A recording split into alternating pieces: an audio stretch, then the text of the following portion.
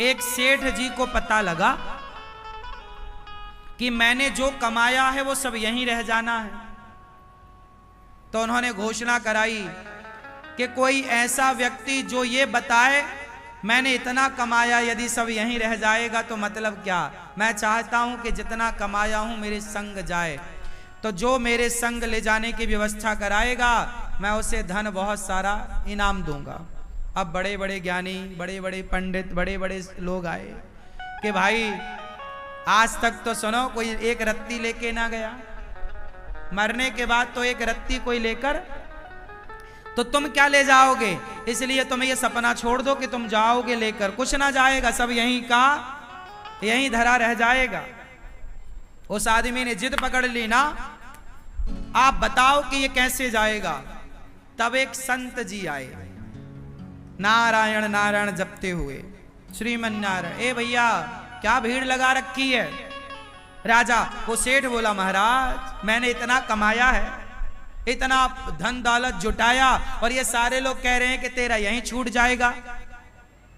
अरे मैंने यहां छोड़ने के लिए कमाया है क्या, ऐसा बताओ कि मैं ले जाऊं। संत जी बोले अभी बताता हूं सुन। तू सब क्या क्या लेके जाना चाहता है। बोले मैं सब कुछ लेकर जाऊंगा, जो मैंने कमाया है मेरे संग जाएगा तब तो मजा आएगा, यहां छोड़ गया तो क्या मजा है। तो संत जी बोले फिर सुन, ये 100 रुपया है। बोलो हाँ। क्यों ये 100 रुपए है। बोलो हाँ। संत जी ने कहा ये बता, ये 100 रुपए भारत का 100 रुपए है, क्या अमेरिका में इसकी वैल्यू 100 रुपए है। बोलो क्या अमेरिका में इसकी वैल्यू 100 रुपए है, तो कितनी है। ये रुपया यहां रुपया है 100, अमेरिका में ये रुपया ना चलेगा, वहां डॉलर चलता है। तो क्या करें, इस रुपया को जमा करो और वहां की करेंसी लो, वहां का डॉलर लो, जो वहां चलता है लो। संत जी ने कहा सेठ जी जब भारत का रुपया भारत के बाहर नहीं चलता तो भारत की संपत्ति भारत के बाहर ईश्वर के घर कैसे चलेगी। और सुन तू ले जाना चाहता है तो चलेगी जाएगी, पर कैसे। जैसे रुपए को हमने डॉलर में कन्वर्ट कराया, रुपए को किस में कन्वर्ट कराया, डॉलर में, उसी तरह तू अपनी जितनी दौलत लेकर जाना चाहता है उस संपत्ति को पुण्य में कन्वर्ट करा ले, पुण्य में लगा। जब तू अपनी दौलत किसी भूखे के भोजन में, भूखे की भूख मिटाने, प्यासे की प्यास मिटाने, किसी बेसहारा को सहारा देने, किसी के सिर पे छाया नहीं तो छाया देने में, जब तू सेवा में सब खर्च करेगा तो जितना तूने खर्च किया है वो सब का सब उससे बढ़कर तुझे वहां प्राप्त होगा, वो तेरे संग चलेगा, वो तेरे संग चलेगा। तो आप लोग भी कुछ धन दौलत, कुछ संपत्ति संग ले जाना चाहते हो तो आप भी कुछ पुण्य कर लो, क्योंकि पुण्य ही संग जाएगा। धनानि भूमौ पशवश्च गोष्ठे नारी गृहद्वारी जनः श्मशाने देहश्चितायाम परलोक मार्गे धर्मानुगो गच्छति जीव एकः। चलो बताओ रुपया पैसा कहां तक साथ देता है।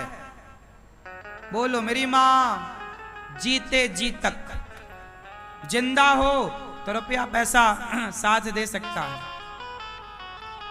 अच्छा पत्नी कहां तक साथ देती है। बोलो कहां, द्वार तक। धनानि भूमौ धन संसार तक, पशवश्च गोष्ठे, पशु पक्षी गौशाला घुड़शाला तक साथ देंगे। नारी गृहद्वारी, नारी दरवाजे तक साथ देगी। नारी गृहद्वारी जनः श्मशाने, लोग शमशान तक साथ देंगे। देहश्चितायाम, ये शरीर चिता तक साथ देगा। ये शरीर कब तक रहेगा, चिता तक, और चिता पे जल जाएगा तो शरीर भी साथ नहीं देगा। देहश्चितायाम, परलोक मार्गे। परलोक का मार्ग जब जाओगे तो पत्नी द्वार तक रहेगी, पैसा यहीं रहेगा, शरीर भी छूट जाएगा। फिर कौन जाएगा? धर्मानुगो गच्छति जीव एकहा। आपके साथ कोई जाएगा तो धर्म जाएगा। धर्मानुगो क्या जाएगा? धर्म। कौन? आपके संग। इसलिए मेरी माता धर्म कर लो। इसलिए कहता हूं पाप ना हो, अधर्म ना हो, शरीर से केवल धर्म ही धर्म हो। धर्म क्या है? अब बताओ धर्म क्या है? धर्म क्या है? आप बताओ धर्म किसे कहते? क्या है धर्म? बोलो। धर्म क्या है? किसी को मारना धर्म है क्या? फिर धर्म क्या है? धर्म है दूसरों के पीड़ा को, दूसरों के दर्द को आप कम कर रहे हैं, वही धर्म है। आप किसी को दुख दे रहे हैं, वो धर्म। आप किसी के दुख को, दर्द को, पीड़ा को कम कर रहे हैं, मिटा रहे हैं, वो धर्म है। तो आपसे मेरी विनती है, किसी की पीड़ा मिटाइए। क्या पीड़ा मिटाना है? इसलिए ये दास अनिरुद्ध केवल कहकर नहीं, आप सभी को करके बताने का प्रयास है कि जब आपको करके बताया जाएगा तो वो ज्यादा प्रभाव पड़ेगा, कह के बताने से प्रभाव नहीं पड़ता। इसलिए आप अपने बच्चों को गौरी गोपाल आश्रम जरूर लाओ और एक बार गौरी गोपाल आश्रम को विजिट करो, मतलब घूमो। यहां आप में से कितने लोगों ने गौरी गोपाल आश्रम का समूचा दर्शन किया है? प्रत्येक कोने कोने में जाकर गए हो? आप लोग जाओ, गौरी गोपाल आश्रम भ्रमण करो। सामने वाला जो आश्रम है वहां जाना, वृद्ध माताएं रहती हैं। यहां भी वृद्ध माताएं रहती हैं, यहां भी वृद्ध माएं हैं, सामने वृद्ध माएं हैं। आप सवेरे आओ, यहां सवेरे संतों की भीड़ मिलती है आपको। जानते हो वो भीड़ काहे के लिए होती है? यहां सभी संत आते हैं, यहां गौरी गोपाल अन्न क्षेत्र बंटता है, सबको अन्न दान किया जाता है, सबको पेट भर भोजन कराया जाता है। वाह! जब आपकी रोटियां संत खाएंगे तो वो संत खाकर आपको क्या देंगे?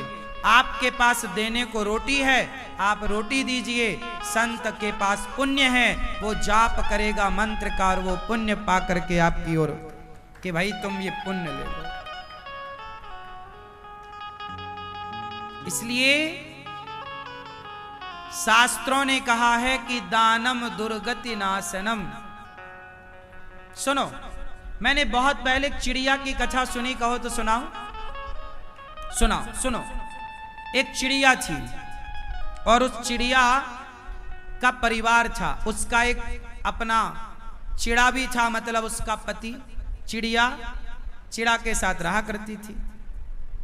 एक घोंसला था जंगल में, घनघोर जंगल था, कोई आता जाता नहीं। एक सुंदर सा घोंसला बनाया चिड़िया ने और अपने परिवार के साथ, अपने पति, चिड़िया, बच्चों के, उसके छोटे छोटे बच्चे घोंसले में आनंद से रहते। एक दिन ना जाने कहां से वहां एक शिकारी पहुंच गया, बहेलिया। बड़ा दुष्ट था, निर्दयी था वो बहेलिया। पूरे जंगल में वो ढूंढा, उसे कोई पक्षी ना मिला बहेलिया को।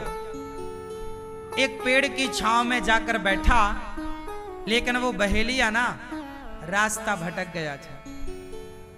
बहेलिया भी जंगल में रास्ता भटक गया और संयोग देखिए कि भटकते भटकते वो उसी पेड़ के नीचे जाकर बैठा जिस पेड़ पर चिड़िया का घोंसला था।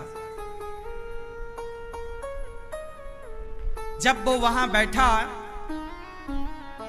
तो वो भूख भूख चिल्ला रहा था, भूख लगी है, मैं मर जाऊंगा। पर वो जंगल में सुनने वाला कौन था? उसे एक भी पक्षी ना मिला, क्योंकि वो मांसाहारी था, पक्षी मारता, पका के खाता, पर मिला ही नहीं। तो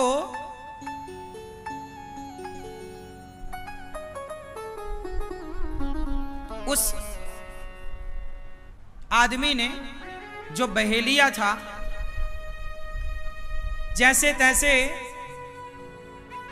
उसने लकड़ियां समेटी और वहां पर आग लगाना चाहता था। अचानक पानी बरसने लगा, और जब पानी बरसा तो सारी लकड़ियां हो गईं गीली।